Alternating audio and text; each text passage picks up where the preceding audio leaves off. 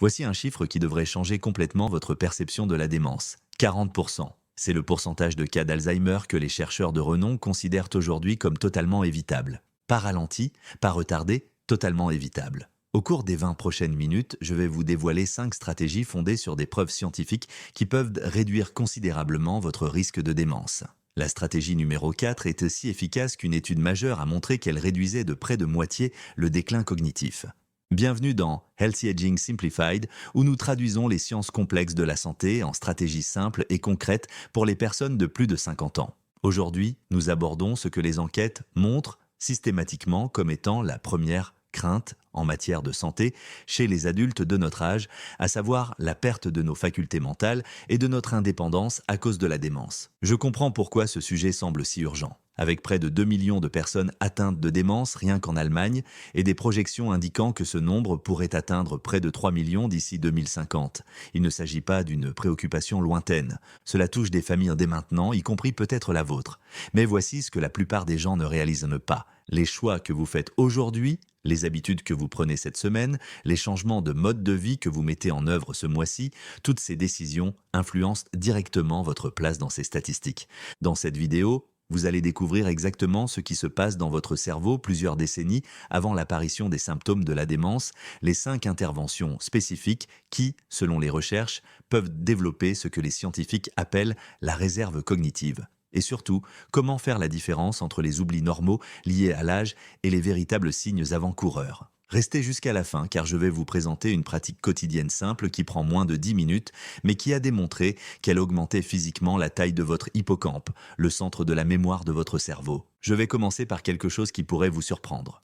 La démence ne commence pas lorsque vous oubliez le nom de votre petit enfant ou que vous vous perdez en vous rendant à un endroit familier. Le processus de la maladie commence en fait 15 à 20 ans avant l'apparition des premiers symptômes. C'est à la fois inquiétant et incroyablement encourageant. C'est inquiétant car cela signifie que les changements cérébraux qui conduisent à la démence pourraient se développer en ce moment même, silencieusement, sans aucun signe évident. Mais c'est encourageant car cela signifie que vous disposez d'une énorme marge de manœuvre pour intervenir. Vous n'êtes pas impuissant face à cette maladie. Vous avez du temps et surtout, vous avez des options. La commission Lancet sur la prévention de la démence, qui a fait date, a réuni les plus grands chercheurs mondiaux pour répondre à une question. Dans quelle mesure pouvons-nous réellement prévenir la démence? Leur réponse est remarquable. En s'attaquant à 12 facteurs de risque modifiables tout au long de la vie, nous pourrions prévenir ou retarder jusqu'à 40% des cas de démence dans le monde. Permettez-moi de mettre cela en perspective. Rien qu'en Allemagne, cela pourrait signifier près d'1 million de personnes en moins atteintes de démence d'ici 2050. 1 million de familles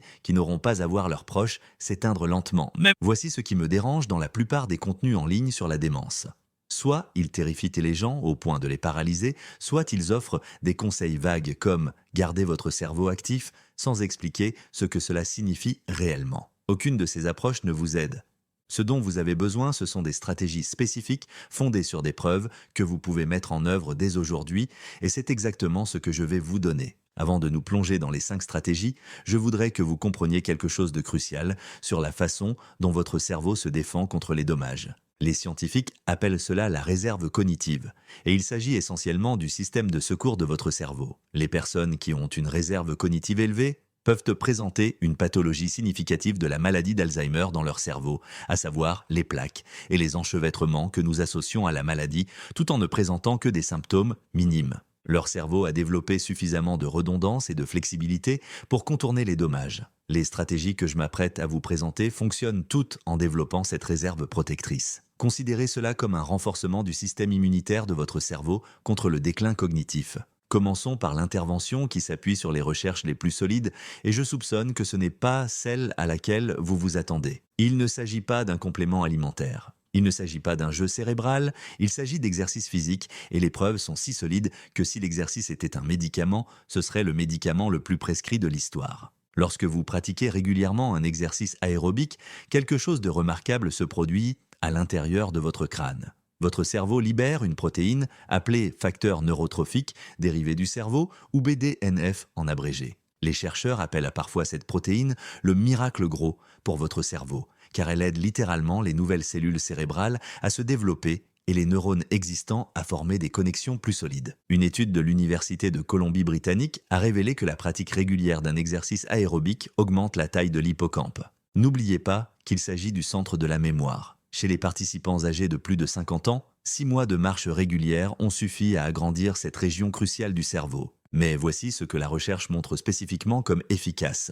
Vous n'avez pas besoin de courir des marathons ou de passer des heures à la salle de sport. Le juste milieu semble être 150 minutes par semaine d'activité aérobique modérée. Cela représente environ 22 minutes par jour ou 30 minutes 5 jours par semaine. La marche compte, la natation compte, la danse compte, la clé réside dans la régularité et dans le fait d'élever suffisamment votre rythme cardiaque pour que vous puissiez encore parler, mais que vous soyez légèrement essoufflé. Maintenant, ce dont on ne parle pas assez, c'est la raison pour laquelle tant de personnes de plus de 50 ans ont du mal à maintenir leurs habitudes d'exercice. Il s'agit rarement d'une question de motivation. Il s'agit plutôt de douleurs articulaires, de fatigue ou de peur de se blesser. Si cela vous semble familier, sachez que même les exercices sur chaise et les mouvements doux ont des effets bénéfiques sur le cerveau. L'objectif est de faire des mouvements durables, pas des mouvements parfaits. Passons maintenant à la stratégie numéro 2 qui concerne votre alimentation. Le régime méditerranéen a fait l'objet de nombreuses études sur la santé cérébrale et les résultats sont convaincants. Une méta-analyse réalisée en 2023 auprès de plus de 40 000 participants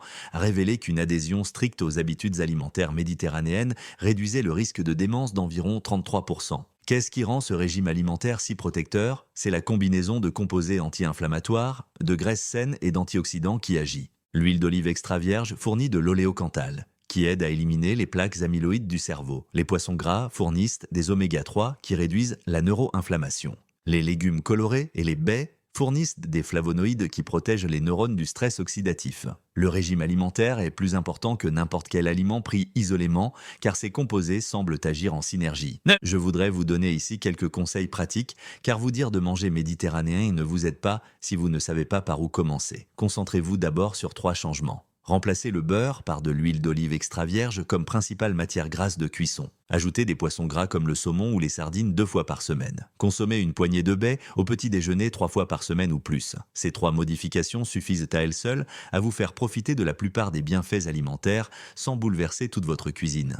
La stratégie numéro 3 est peut-être le facteur le plus négligé en matière de santé cérébrale, la qualité du sommeil. Pendant le sommeil profond, votre cerveau active ce que les scientifiques appellent le système glymphatique. Considérez-le comme l'équipe de nettoyage de votre cerveau qui travaille de nuit. Ce système élimine les déchets métaboliques, y compris la protéine bêta-amyloïde qui s'accumule dans la maladie d'Alzheimer. Lorsque vous dormez mal de façon régulière, ce processus de nettoyage ne peut pas accomplir son travail. Les déchets s'accumulent nuit après nuit, année après année. Une étude menée par l'Université de Californie à Berkeley a suivi des participants pendant des décennies et a révélé que les personnes qui dormaient 6 heures ou moins par nuit, entre 50 et 60 ans, avaient un risque 30% plus élevé de développer une démence que celles qui dormaient régulièrement 7 heures. Le mécanisme ne se limite pas à l'élimination des déchets. Le manque de sommeil altère la capacité de l'hippocampe à consolider les souvenirs et réduit le volume du cerveau au fil du temps. Si vous avez des troubles du sommeil, comme c'est le cas de nombreuses personnes de plus de 50 ans, donnez la priorité à ce que les chercheurs en sommeil appellent les principes fondamentaux de l'hygiène du sommeil. Maintenez des heures de coucher et de lever régulières, même le week-end. Gardez votre chambre à coucher fraîche, sombre et calme. Évitez les écrans pendant au moins 1 heure avant de vous coucher, car la lumière bleue supprime la production de mélatonine. Si vous vous réveillez fréquemment pour uriner, réduisez votre consommation de liquide après 18 heures et discutez-en avec votre médecin car cela pourrait indiquer des troubles traitables tels que l'apnée du sommeil. Passons maintenant à la stratégie numéro 4, celle que j'ai mentionnée au début et qui réduit de près de moitié le déclin cognitif. Il s'agit des relations sociales. Je sais que cela peut sembler trop simple pour être vrai, mais les recherches sont extraordinaires. Le Rush Memory and Aging Project a suivi des personnes âgées pendant des années et a constaté que celles qui avaient un niveau élevé d'activité sociale présentaient un taux de déclin cognitif inférieur de 70% à celui des personnes socialement isolées. Une autre étude publiée dans The Lancet a révélé que la solitude augmente le risque de démence d'environ 50%. L'ampleur de cet effet est comparable à celle d'autres facteurs de risque majeurs tels que l'inactivité physique et l'hypertension. Pourquoi les relations humaines sont-elles si importantes pour la santé du cerveau? Lorsque vous engagez une conversation, votre cerveau effectue simultanément des opérations incroyablement complexes. Vous traitez les expressions faciales, interprétez le ton de la voix, formulez des réponses, récupérez des souvenirs et régulez vos émotions. Cet entraînement cognitif multidimensionnel renforce les réseaux neuronaux d'une manière que les activités solitaires ne peuvent reproduire. Votre cerveau bénéficie essentiellement d'un entraînement complet chaque fois que vous avez une conversation significative. Si vous vous êtes isolé au fil des ans, comme beaucoup de personnes de notre âge, en particulier depuis la pandémie, je vous invite à considérer les relations sociales comme un remède. Essayez d'avoir au moins une interaction sociale significative par jour. Il peut s'agir d'un appel téléphonique à un ami, d'un café avec un voisin, de la participation à un groupe communautaire ou d'une conversation vidéo avec vos petits-enfants. La qualité prime sur la quantité. Une conversation profonde apporte plus de bienfaits que 10 échanges superficiels. La stratégie numéro 5 consiste à stimuler votre cerveau de manière ciblée. Mais je dois être précise ici, car il existe une grande confusion sur ce qui fonctionne réellement. Faire sans cesse les mêmes mots croisés ou les mêmes jeux cérébraux ne développe pas vos capacités cognitives. Votre cerveau s'adapte rapidement et cesse d'être stimulé. Ce qui fonctionne, c'est la nouveauté, la complexité et l'apprentissage de nouvelles compétences. Une étude publiée dans Psychological Science a révélé que les personnes âgées qui passaient 15 heures par semaine à acquérir de nouvelles compétences stimulantes, en l'occurrence la photographie numérique et le quilting, montraient une amélioration significative de leur mémoire par rapport au groupe témoin qui pratiquait des activités de loisirs qu'ils connaissaient déjà. Le mot-clé est stimulant. Lorsque quelque chose semble difficile et nécessite de la concentration, c'est à ce moment-là que votre cerveau crée de nouvelles connexions neuronales. Parmi les défis cognitifs efficaces, on peut citer l'apprentissage d'une nouvelle langue, même à un niveau élémentaire. Apprendre à jouer d'un instrument de musique pour la première fois. Maîtriser une nouvelle technologie comme le montage vidéo ou l'art numérique. Suivre des cours sur des sujets inconnus. Jouer à des jeux de stratégie contre des adversaires de plus en plus difficiles. L'activité importe moins que le fait qu'elle vous pousse à dépasser vos capacités actuelles. Je vais vous donner un cadre concret pour mettre en œuvre ces 5 stratégies sans vous sentir dépassé. J'appelle cela le protocole quotidien de protection du cerveau et cela prend environ 90 minutes réparties tout au long de la journée. Commencez votre journée par 20 à 30 minutes d'activité physique. Il peut s'agir d'une marche rapide, d'une séance de natation, d'une balade à vélo ou d'un cours de sport. Le moment choisi, le matin, n'est pas un hasard, car des études montrent que faire de l'exercice avant midi améliore la qualité du sommeil la nuit, ce qui vous apporte un bénéfice supplémentaire. Au petit déjeuner, consommez des aliments qui protègent le cerveau. Des baies dans vos flocons d'avoine, des noix dans votre yaourt ou de l'avocat sur du pain complet grillé avec de l'huile d'olive. Vous prenez ainsi l'habitude de privilégier la nutrition lorsque vous êtes le plus susceptible de faire des choix intentionnels. Dans l'après-midi, consacrez 20 à 30 minutes à l'apprentissage de quelque chose de nouveau. C'est le moment où vous renforcez votre réserve cognitive. Vous pouvez par exemple utiliser une application d'apprentissage des langues, pratiquer le piano ou suivre un cours en ligne. Planifiez cette activité comme un rendez-vous car c'est un remède pour votre cerveau. Avant le dîner, créez des liens sociaux. Appelez quelqu'un, rencontrez un ami ou engagez une conversation intéressante avec des membres de votre famille. Si les rencontres en personne ne sont pas possibles, les appels vidéo offrent des avantages similaires à ceux des interactions en face à face. Le soir, préparez-vous à passer une bonne nuit de sommeil. Baissez les lumières, rangez vos écrans et suivez une routine de détente régulière. Votre cerveau passera les 7 à 8 heures suivantes à faire le ménage et à consolider vos souvenirs. Voici ce qui rend cette approche durable. Aucune de ces activités ne nécessite d'équipement spécial, de compléments alimentaires coûteux ou de changements radicaux de mode de vie. Il s'agit simplement d'être attentif à l'activité physique, à l'alimentation, à l'apprentissage, aux relations sociales et au repos. Au fil du temps, ces choix quotidiens contribuent à protéger considérablement le cerveau. Avant de passer au récapitulatif, j'aimerais aborder un sujet qui cause une grande anxiété aux personnes de notre âge. Comment savoir si vos oublis sont liés au vieillissement normal ou à quelque chose de plus grave ? Les changements normaux de la mémoire, liés à l'âge, comprennent le fait d'oublier occasionnellement où vous avez posé vos clés, d'avoir un trou de mémoire temporaire sur le nom de quelqu'un, mais de vous en souvenir plus tard, d'avoir besoin de plus de temps pour apprendre de nouvelles informations et de perdre parfois le fil de vos pensées au milieu d'une conversation. Ces phénomènes sont frustrants, mais tout à fait normaux. La vitesse de traitement de votre cerveau ralentit avec l'âge, ce qui est différent de la perte de mémoire. Les signes avant-coureurs qui justifient une évaluation médicale comprennent le fait d'oublier complètement et de manière répétée des conversations récentes, de se perdre dans des endroits familiers, d'avoir des difficultés à suivre des recettes ou des instructions que vous avez utilisées à maintes reprises, d'être confus au sujet de l'heure ou des dates, de présenter des changements de personnalité remarqués par les autres, et d'avoir des difficultés à gérer vos finances ou à prendre des décisions que vous aviez auparavant la facilité de prendre. Un seul de ces signes n'est pas alarmant, mais leur répétition au fil du temps mérite l'attention d'un professionnel.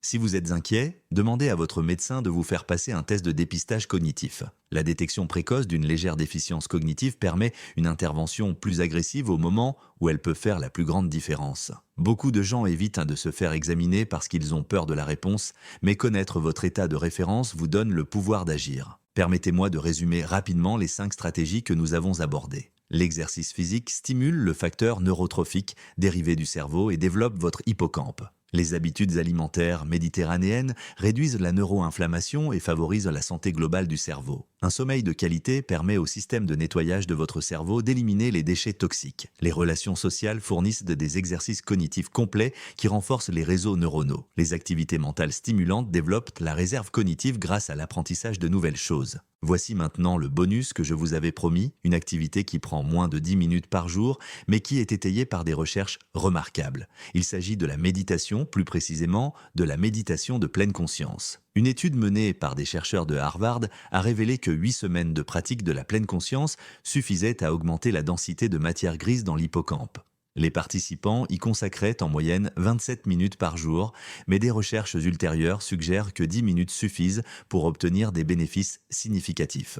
Vous n'avez pas besoin d'une formation spéciale ni d'application. Asseyez-vous simplement en silence, concentrez-vous sur votre respiration et, lorsque votre esprit vagabonde, ramenez doucement votre attention sur votre respiration. Cette pratique simple réduit le cortisol, l'hormone du stress qui endommage les cellules cérébrales au fil du temps, tout en renforçant les réseaux d'attention qui déclinent avec l'âge. Si vous avez trouvé ces informations utiles, vous devez regarder ma vidéo sur le lien surprenant entre la perte auditive et le risque de démence. Il s'agit d'un facteur négligé qui accélère le déclin cognitif et j'explique exactement ce qu'il faut faire pour y remédier. Je mettrai le lien à l'écran dans un instant. Si vous n'êtes pas encore abonné, c'est le moment de le faire. Je publie chaque semaine de nouveaux contenus sur la santé basés sur des preuves scientifiques et la semaine prochaine, je traiterai des 7 signes avant-coureurs de la maladie d'Alzheimer que la plupart des gens ne remarquent pas. Je suis curieux de savoir quelle stratégie vous allez mettre en œuvre en premier. Laissez un commentaire ci-dessous et faites-le moi savoir. Votre réponse pourrait aider d'autres personnes qui regardent cette vidéo à décider par où commencer. Et si cette vidéo vous a fait penser à quelqu'un dans votre entourage qui s'inquiète pour sa mémoire,